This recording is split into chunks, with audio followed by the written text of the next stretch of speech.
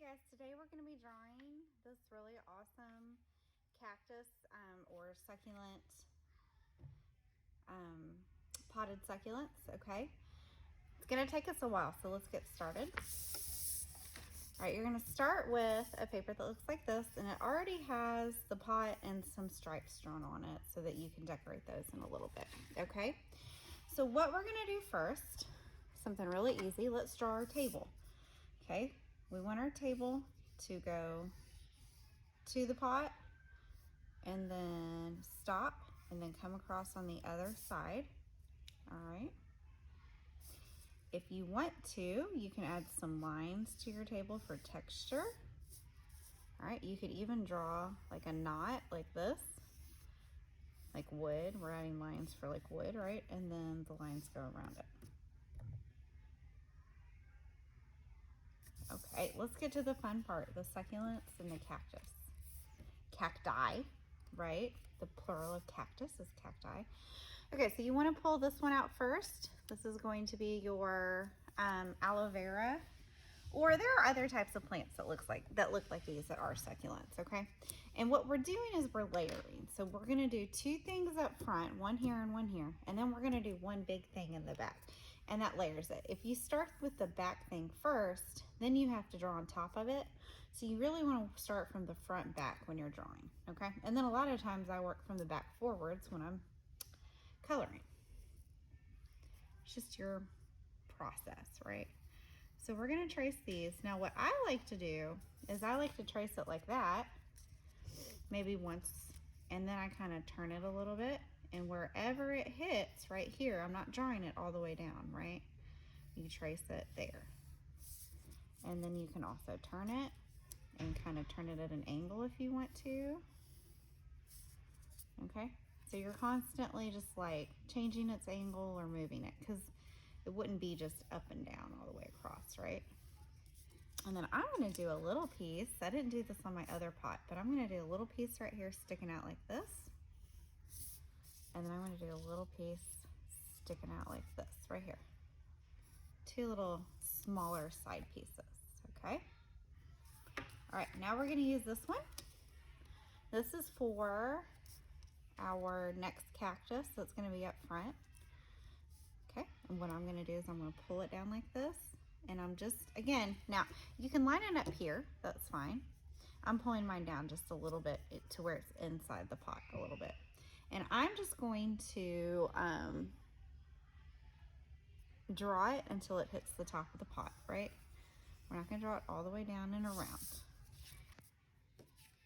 Okay, now you could use this like this, but what you want, you don't want to pull it way down here. I did that just a second ago because I wasn't thinking about what I was doing, and I cut that part out of the video. If you use it again, you want to put it up here, okay? So that when you draw it, you get that full, almost full second circle like that, okay? See how that works? If not, then just draw a bump on top. It's okay if you have some erase marks. I do now too. And my eraser is bad and your eraser is good, so yours will probably be better. Okay, now the last thing that we want to add is the big cactus in the back, okay? Mine, you don't want it too close to the top. Oh, actually, I'm sorry, we forgot our flower. Let's go ahead and do that. Your flower is just like 3 bumps like this, nice and big on top. Okay, now the last thing that we want to add is this part right here. This is the big cactus in the back. Okay, I'm gonna put it so that it overlaps here. But you can choose where you put it. Now, notice I start where the aloe vera is and I bring it up and around and stop when I hit the flower, okay? Because these items are overlapping this item. And then it needs those arms. This cactus has arms, okay? You have a lot of space here and a little tiny bit of space here. So we're gonna do one arm right here that's kind of, and they get fat. They start off kind of fat and get skinnier. And then we're gonna do a small arm up here, okay? So one arm,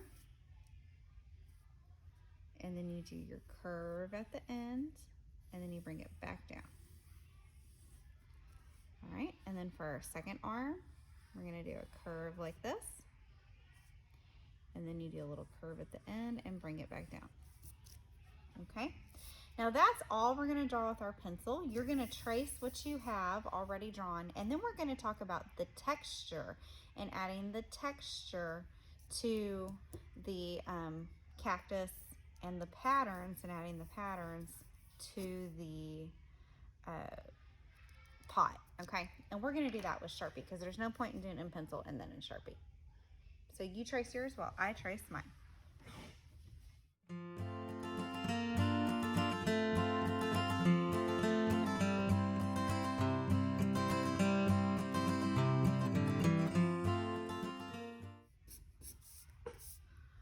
Okay, so now we're ready to start with, let's start with our texture first, our texture up here, okay? Now, cacti have sections usually, and along those sections where it kind of comes out and back in, right? They have roundness, but then they also have stuff that comes in and then round, right? So it goes round, in, round, okay? So we're gonna draw some of those lines first. On the rounded one, if you make it rounded like this, and then rounded like that, it's going to look rounded, right? If you make them straight, that's okay too. But we're gonna do 2 lines along the inside of this, okay? On this cactus, we're gonna do 2 lines in the middle and then 1 along each of the arms. So I'm gonna do 1, 2, and that one kind of comes down here, but you don't have to if you don't want to. And then 1 here and 1 here, okay? And then for our aloe vera, we're gonna do like a little line in the center of each one just for texture. And you're doing all of this in Sharpie, okay? It's fine if you make a mistake. It doesn't have to be perfect to be good, okay?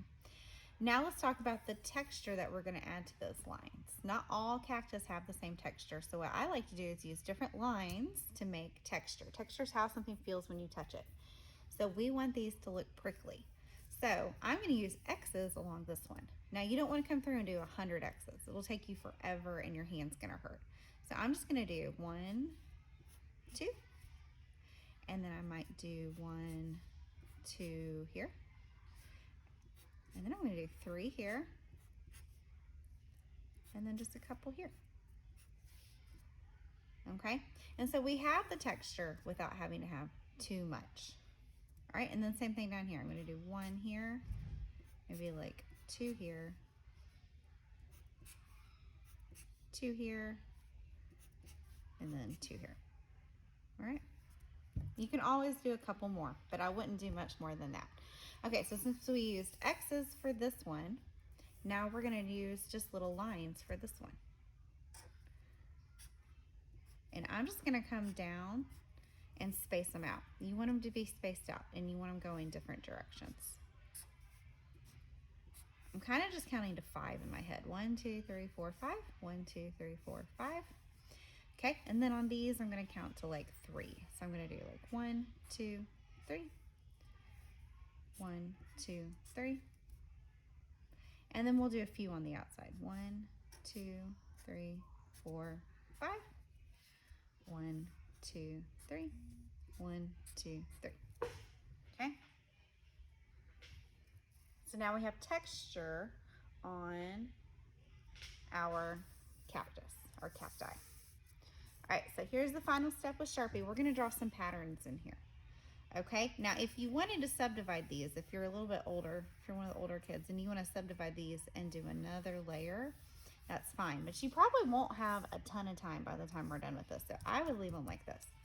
And then you want to use really simple like lines and shapes to do patterns. On this one, I did triangles and I repeated my triangles, and then I did some wavy lines and some loop-de-loops, okay?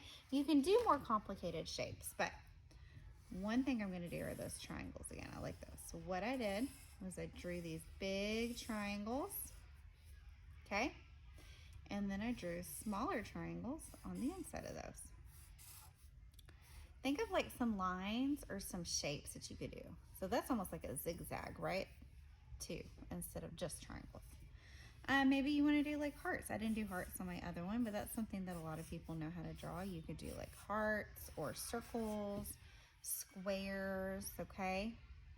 I'm going to do that loop-de-loop here because I really like loop-de-loops. All right. And then for the last one, I'm going to do those triangles again. I always do triangles when I'm doing patterns, so. Okay.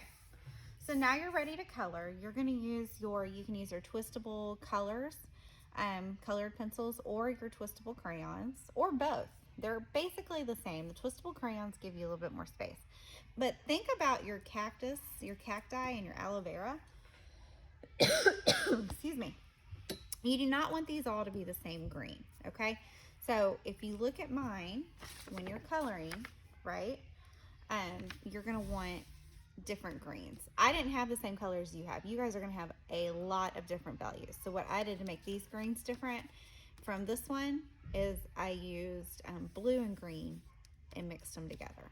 But you can use whatever greens you want. You should have a lot of greens. Just use a different one for each item, okay? And then these you wanna make colorful and interesting to look at.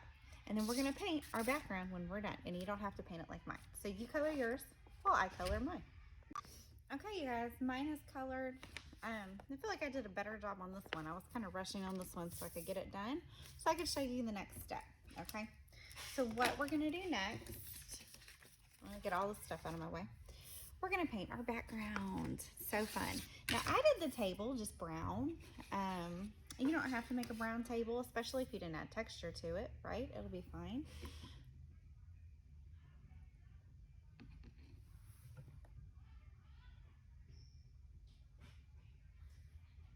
But sorry, I was checking to make sure I was recording. But I'm just gonna paint with it. Okay, so you get water. You've got water. They're called watercolors, right? And you get your color and you paint with it. You don't want to go straight across or through, which you've already done. But you definitely can get a little bit into it, and that crayon or that twistable, whatever it was, will help keep you from messing up your picture. Okay, I'm gonna show you how I did this one. You don't have to do that. You could just do stripes of color. You can do one solid background. You could do two colors in your background. But just in case you wanna know how to do that. What I did was I took one color. I started like right here and worked my way around. Okay, so the first color I used was yellow. And I got a lot of yellow. And I did just this little spot of yellow.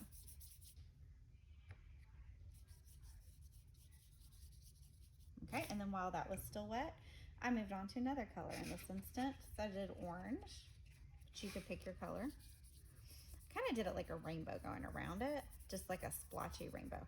And where the two areas are wet, I just kind of dabbed my paintbrush along it so that they would kind of mix up.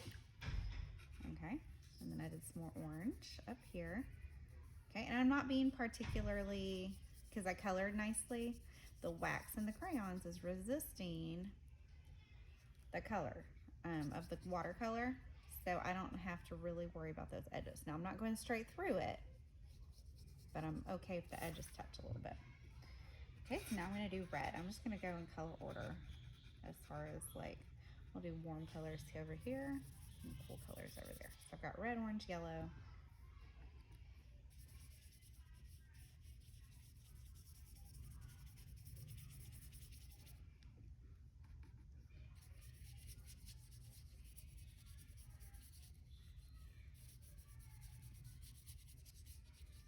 And then again, I'm gonna just dab right here on the edge with that red, just dabbing so they blend a little bit. Okay, I'm flipping it upside down, and I'm gonna do the other side. I'm gonna do blue and purple, and I'm gonna put green down here at the bottom because I have so much green right here. I don't mind putting it down there. So let's do blue.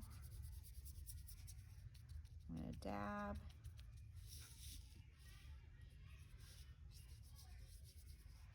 Now you don't have to do it like this. If you want to just do blue and purple, or if you just want to do blue, or whatever you want is fine.